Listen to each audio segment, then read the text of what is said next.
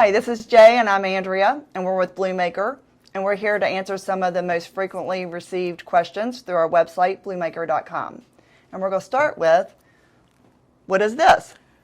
That is a waxed amaryllis, and a waxed amaryllis is basically a giant amaryllis flower bulb that we dipped in a decorative layer of wax. And how do I care for it? That's a good question. The care is actually really easy. You don't have to give them any water. They don't need a lot of sunlight. You just put them on your table and they start to grow and they start to bloom just like these. No water. No water at all. So I understand these both will come with a care instruction depending on whether you purchase retail or online.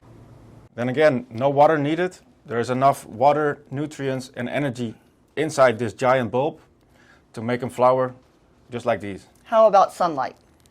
No direct sunlight needed.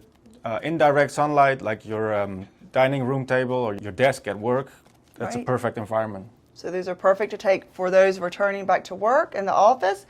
They're beautiful gifts for yourself or for somebody.